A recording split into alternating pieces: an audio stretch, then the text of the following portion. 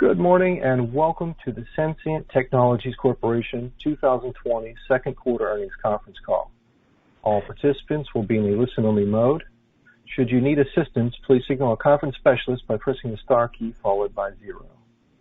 After today's presentation, there will be an opportunity to ask questions. To ask a question, you may press star then 1 on your telephone keypad. To withdraw your question, please press star then 2. Please also note that today's event is being recorded. I would now like to turn the conference over to Mr. Steve Rolfs. Please go ahead, sir. Good morning. I'm Steve Rolfs, Senior Vice President and Chief Financial Officer of Sensient Technologies Corporation. I would like to welcome all of you to Sensient's conference call to discuss 2020 second quarter financial results. I am joined this morning by Paul Manning, Sensient's Chairman, President, and Chief Executive Officer. This morning we released our 2020 second quarter financial results. A copy of the release and our investor presentation is now available on our website at sensient.com.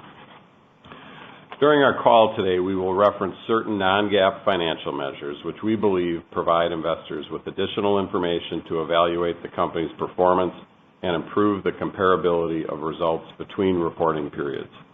These non-GAAP financial results should not be considered in isolation from or as a substitute for financial information calculated in accordance with GAAP. A reconciliation of non-GAAP financial measures to the most directly comparable GAAP financial measure is available on the investor information section of our website at sensient.com and in our press release. We encourage investors to review these reconciliations in connection with the comments we make this morning. I would also like to remind everyone that comments made this morning, including responses to your questions, may include forward-looking statements. Our actual results may differ materially, particularly in view of the uncertainties created by the COVID-19 pandemic, governmental attempts at remedial action, and the timing of a return of more normal economic activity. We urge you to read Sensient's filings, including our 10-K, our first quarter 10-Q, and our forthcoming second quarter 10-Q, for a description of additional factors that could potentially impact our financial results. Please bear these factors in mind when you analyze our comments today. Now we'll hear from Paul Manning. Thank you, Steve. Good morning. Sensient reported second quarter earnings this morning. I'm very pleased with the results of our Flavors and Fragrances group, as well as our food and beverage business in the Color group. Flavors and Fragrances was up mid-single digits in revenue and high single digits in operating profit during the quarter, continuing its revenue growth trend from the first quarter. We also had favorable growth in our natural colors and pharmaceutical businesses, which were up in the quarter. The growth in these businesses was offset by the adverse impact of COVID-19 in the personal care market and throughout Latin America, Europe, and Asia Pacific. Despite these COVID-19 headwinds, and based on current trends, we expect to deliver on our EPS outlook for the year. I'm also pleased on the progress we have made during the quarter on our divestitures. We completed the sale of our inks business and signed a definitive agreement to sell our yogurt fruit prep business. We anticipate closing the yogurt fruit prep sale in the third quarter. We continue to make progress on the divestiture of our aroma chemical and fragrance compound business. Although we have been delayed by COVID-19, we believe we can close this transaction by the end of the year. All of our production facilities are open and have been throughout the pandemic. Our on-time delivery remains high, and we have successfully managed our raw materials. Our staffing and attendance at our facilities remains outstanding, and I'm very proud of the dedication of our employees.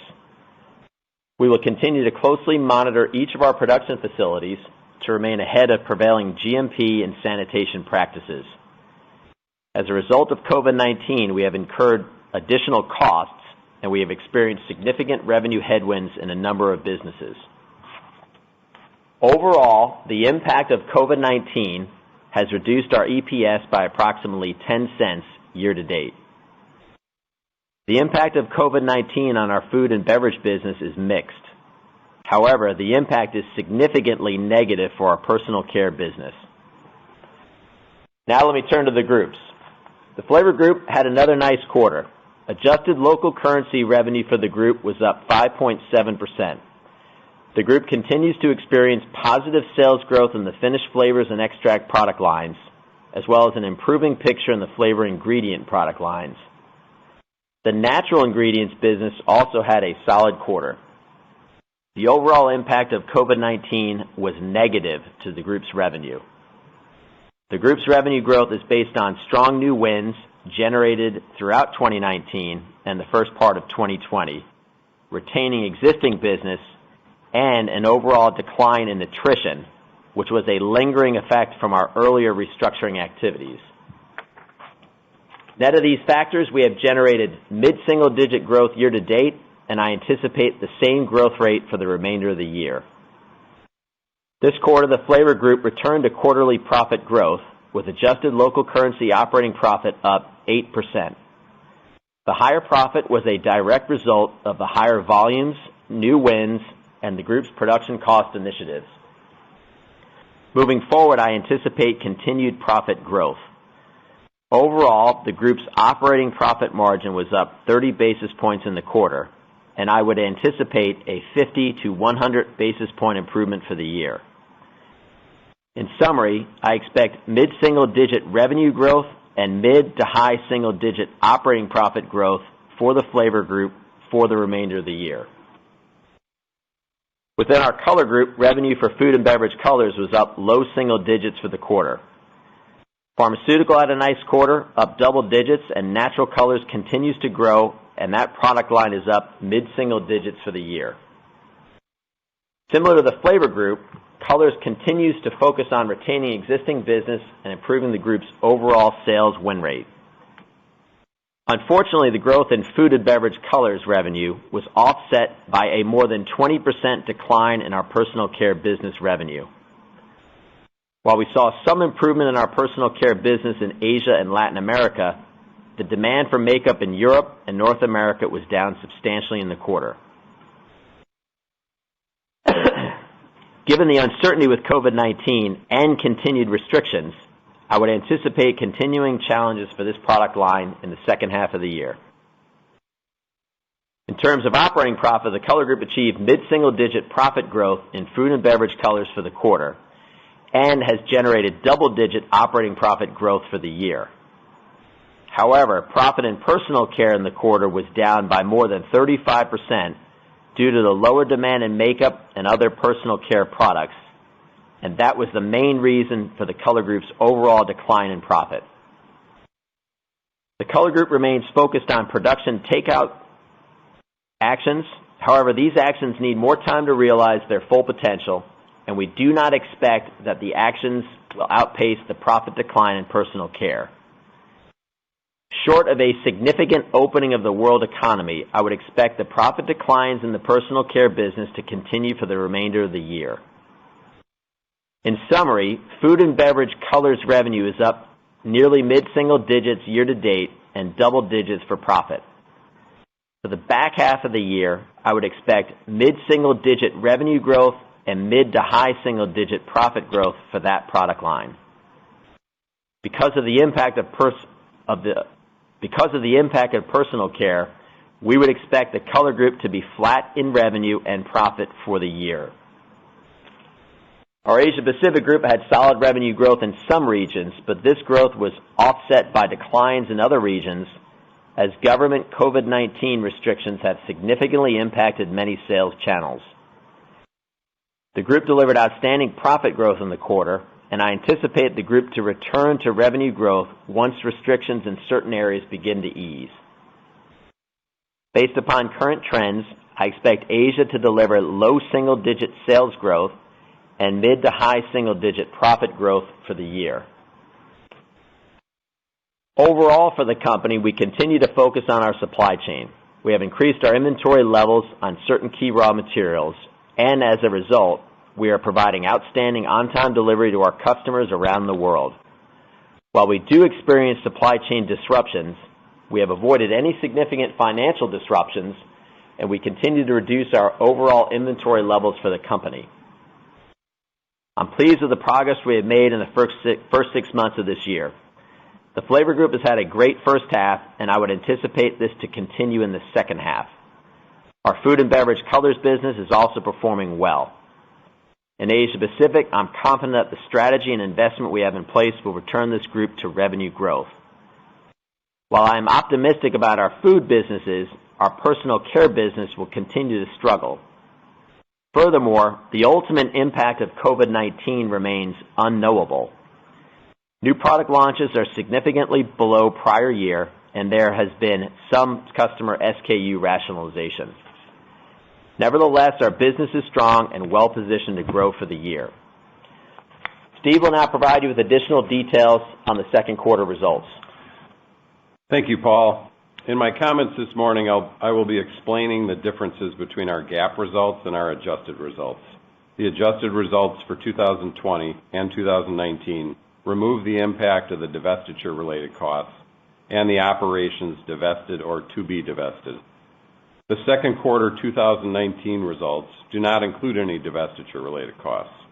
We believe that the removal of the gains and losses connected to the businesses that we are divesting provides a clearer picture to investors of the company's performance. This also reflects how management reviews the company's operations and performance. Included in this year's second quarter reported results is a gain realized related to the reclassification of accumulated foreign currency translation as a result of the sale of the inks business, as well as other divestiture-related costs, which were primarily non-cash. These items, which are included in the divestiture and other related costs, increased net earnings by $1 million, or approximately 2 cents per share. In addition, this year's second quarter reported results include $28.2 million of revenue and an immaterial amount of operating income related to the results of the operations to be divested. Last year's second quarter results include $36.4 million of revenue and an immaterial amount of operating income from the operations to be divested. Excluding divestiture-related costs and the results of operations to be divested, consolidated adjusted revenue was $294.9 million in the second quarter of 2020, compared to $302.8 million in the second quarter of 2019. Consolidated adjusted operating income was $40.3 million in the second quarter of 2020, compared to $47 million in the second quarter of 2019. Adjusted diluted earnings per share was 70 cents in this year's second quarter, compared to 81 cents in last year's second quarter. We have reduced debt by approximately $60 million since the beginning of the year and approximately $120 million over the last 12 months. We have adequate liquidity to meet operating and financial needs through our cash flow and available credit lines. Our debt to EBITDA is now just under 2.7. Cash flow from operations was $107.6 million for the first 6 months of 2020, an increase of 41%. Capital expenditures were $21.4 million in the first 6 months of 2020, compared to $16.6 million in the first 6 months of 2019. We expect our capital expenditures to be approximately $50 million for the year. Our free cash flow increased approximately 45% during the first 6 months of 2020 to $86.2 million. We expect continued strong cash flow growth for the remainder of the year.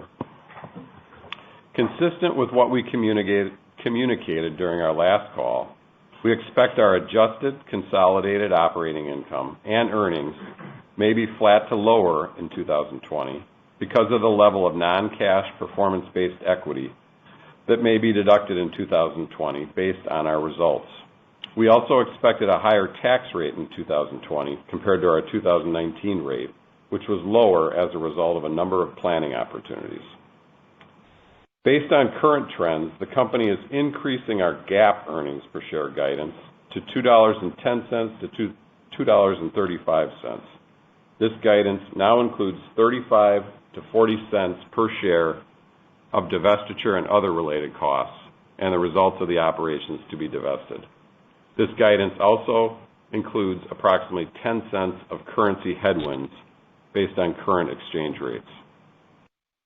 On an adjusted basis, based on current trends, we are maintaining our original estimate for the year of a range of $2.60 to $2.80, which excludes divestiture-related costs, the impact of the divested or to-be-divested businesses, and foreign currency impacts.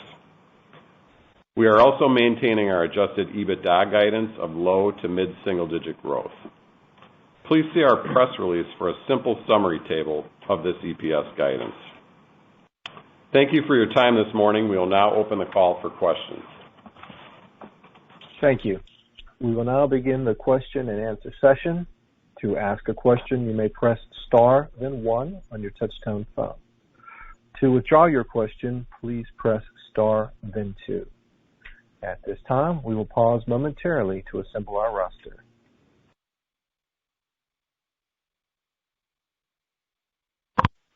And our first question today will come from Heidi Vesterinen with Exane. Please go ahead.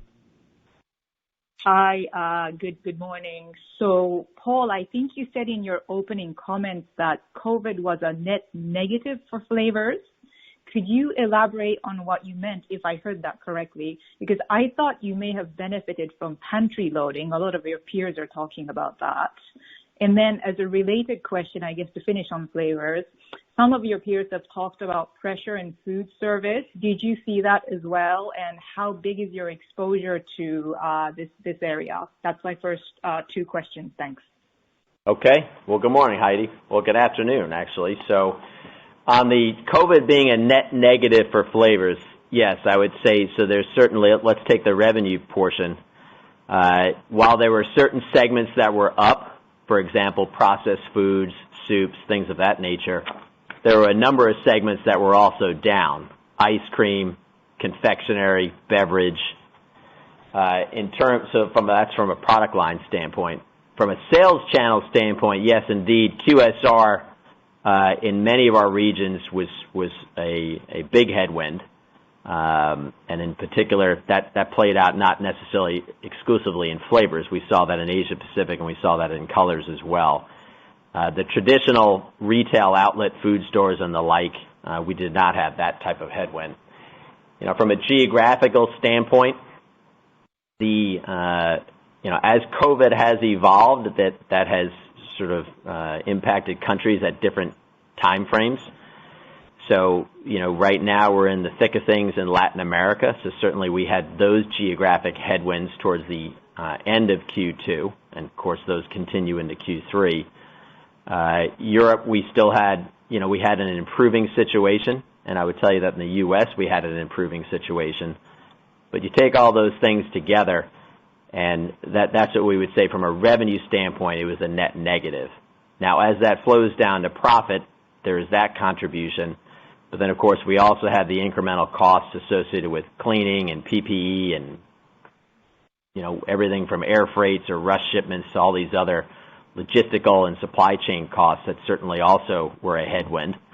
There was obviously a lot less travel, but the net of all those factors for the flavor group, I would tell you, overall was negative, but certainly there were pieces that it was favorable, but there were plenty of pieces where it was not favorable.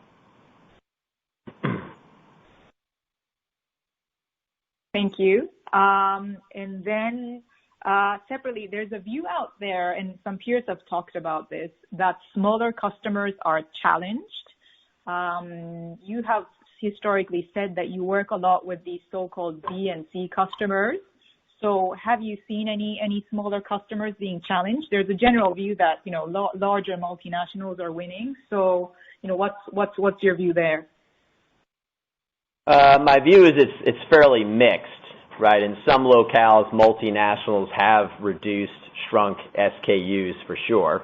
There are other multinationals that are strongly aligned with certain channels like QSR that are not performing particularly well.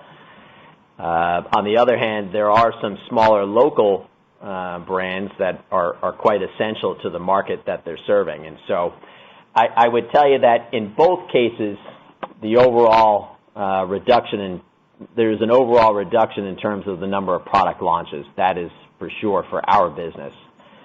Whether that's smaller B and C types or big A types.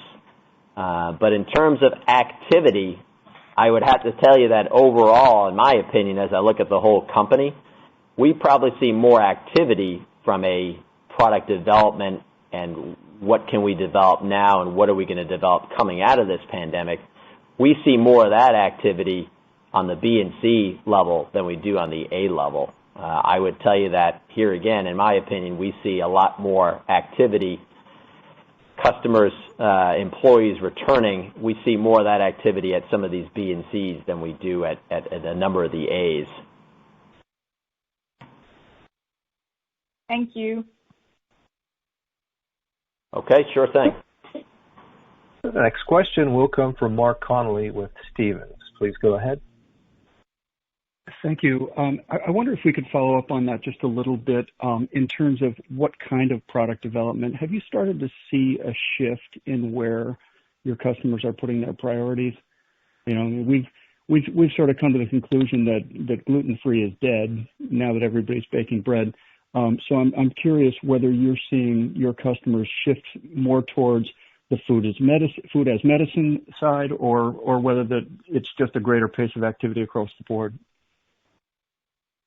Yeah, that's a great question, because when I talk about pantry loading, and a lot of that is processed food or food that tends to have a longer shelf life that does not lend itself to the sort of natural nutraceutical profile that we all heard about quite a bit coming into COVID, which tends to have much shorter shelf lives. I would tell you that most of the product activity, or let me say it this way, there's a lot more functional and nutraceutical attributes that customers are looking for. So, for example, our pharmaceutical business did quite well. We're selling a lot of functional ingredients there, which can go into pharmaceutical over-the-counter applications and probably more likely nutraceutical applications. So we see a lot of activity there. On the personal care side, we talk about makeup. Certainly there's a big headwind there. But there's this other category out there, somewhat akin to the nutraceutical market, which is described oftentimes as cosmeceutical. These would be cosmetic products that bear some type of functional benefit to either the skin or to the hair or some other attribute that people are trying to enhance. So there is more of that activity. In fact, at some customers, that has accelerated well beyond any activity that we saw even before COVID-19. But yeah, I tend to think that with so much of the development slowed and in some cases almost completely stopped at some customers, you're right about this notion that products containing certain gluten-free or other some would say is before the pandemic, we certainly see a slowdown in that activity. So, yeah, coming into 2021 and 2022, it'll be very interesting to see how the market responds, how quickly the customers resume that priority towards fresher, healthier, more natural products, and how much continued emphasis there'll be on the more, say, historical or in some cases even legacy products of some of our customers. That one I couldn't tell you yet, but I can tell you for a fact, a lot of activity on the nutraceutical functional aspect of our products that would go into pharma, food, and even personal care.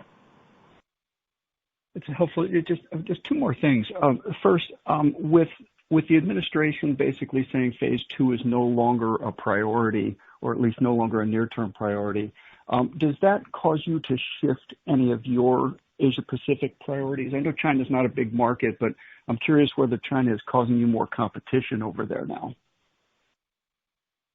Well, I would say this. Every country has a different approach being taken by governments.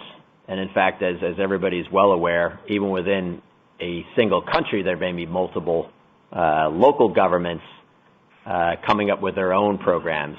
And so, this just plays out in different places and in different ways and on different timelines. And so our approach throughout has been, we are an essential business. We are going to continue to operate. If customers want to develop new products, we are very happy to do that. Our labs are open. If customers want to continue to have their existing products, we can do that too. And our on-time delivery is absolutely outstanding, and we can continue to fulfill those particular needs. But I think, our business model and that of most of the folks in this space of ingredients, if we want to call it that, they tend to have a model you produce locally for your local customers and your local markets. So, for example, we produce in China for China. I'm not aware of many, if any, products that we export from China to the U.S. or to any other jurisdiction. And so I think that model will continue to us, and actually that's been quite helpful through this because we don't have to necessarily jump through a lot of logistical hurdles in many cases when we're sourcing, manufacturing, product support, supply chain support locally to those local customers. Okay, and just one last question. Working capital was quite a bit better than we expected and better than what I'm seeing elsewhere. Is there anything we should be thinking about for the second half? So we continue to, that's been an initiative that we've been focusing on for the last year and a half. So we're really trying to exercise very tight control over our inventories, as well as our receivables and payables. And over the last 12 months, we've done well on inventory. I will say, actually, in the quarter, consistent with Paul's comments, we urged some of our businesses to stock up on certain raw materials, so we made some investments in inventory. But we did well on receivables. Our receivables days have come down about a day, and I think you're also just seeing a better mix of cash earnings out of the business this year, and that's helping contribute to cash flow.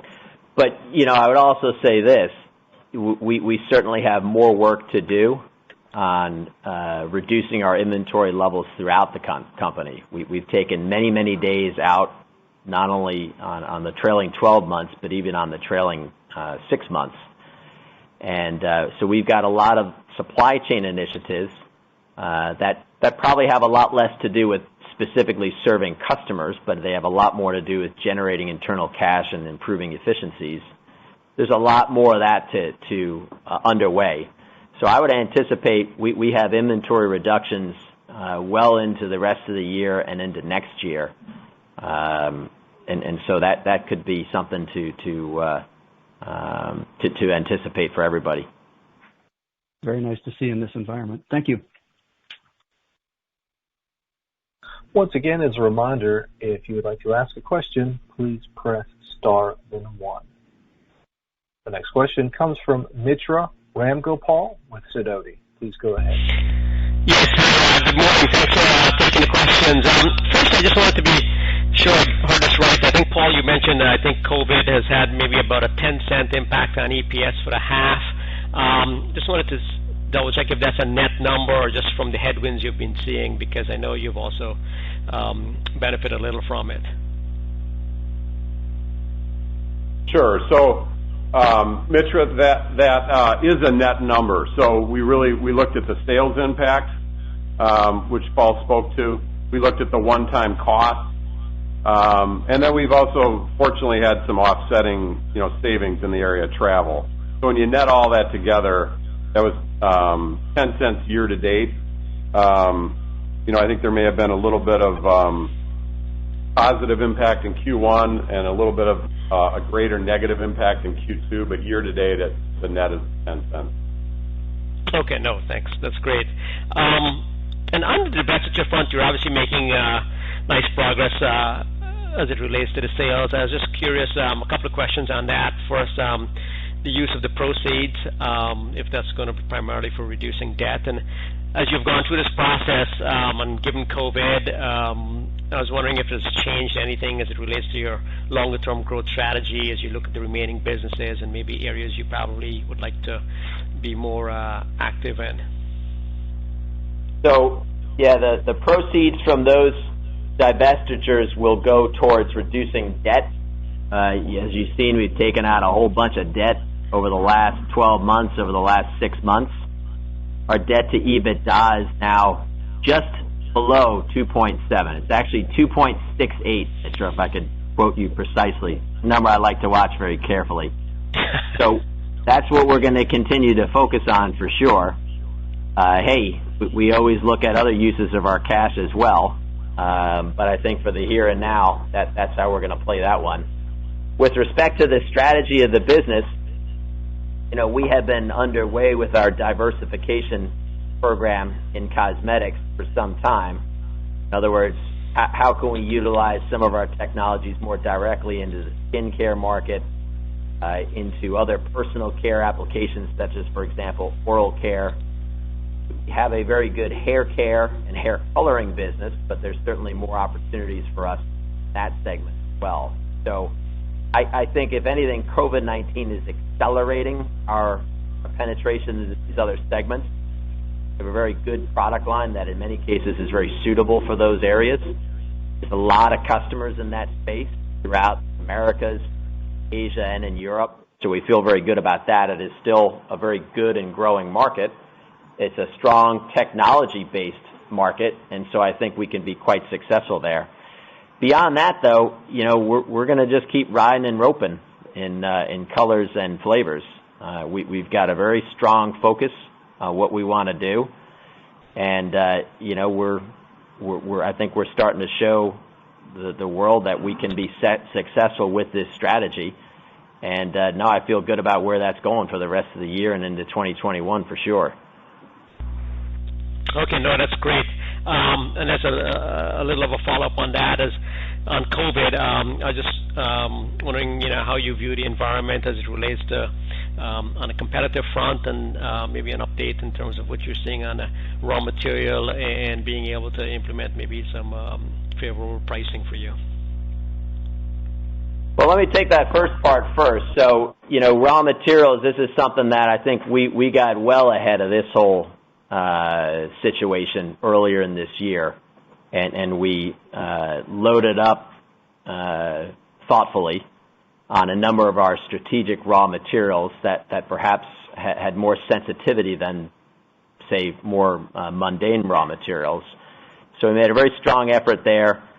But along with that, you can have raw materials all day long, but if your employees aren't producing and you're not delivering these things and managing the supply chain around them, that's only kind of half the battle. And so, yeah, our folks have just been unbelievable, putting these, not only from the supply chain, but from the production and the quality and the lab support across the board. It's been a real team effort, and I think we've seen some very impressive results there. So I like our chances moving forward as well on the supply chain.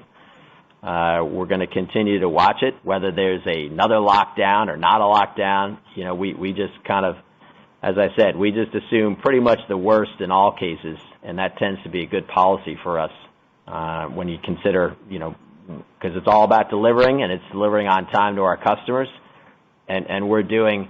In fact, our delivery is better in June than it was before the pandemic. So our people are very engaged, and they understand their mission, and they're very motivated to complete it. Now, with respect to competition, we deal with different folks in different parts of the world and in a lot of different product lines. And so we're happy to know when they're not doing well, because we'd like to take advantage of that fact and service the customers. And so I guess that's all I had to say about that piece.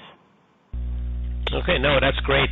And then finally, Stephen, I just was curious in terms of maybe where there could be some leverage in the model, and I know it's on the selling and admin side, the first half or second quarter, pretty similar to what we saw in the first quarter. I was just curious, how should we think about the back half, given the ongoing divestitures? Yeah, so I think any increase that you saw in SG&A in the quarter, again, was going to be attributable to primarily incentive accruals. We're actually watching SG&A very closely and getting some benefit from the reduced travel that we see right now. With this type of volume growth, particularly in flavors, we should continue to see good operating leverage. We've spent a number of years rationalizing our production footprint. We have SG&A capable of supporting significant growth without having to make new investments. So with revenue growth, we should be able to generate good operating leverage. Okay. Thanks again for taking the questions. Okay. Thanks, Mitra. At this time, there are no further questions. I would now like to turn the conference back to the company for any closing remarks. Okay. Thank you, everyone, for your time this morning. That will conclude our call. Goodbye and have a good day. Thank you. And thank you.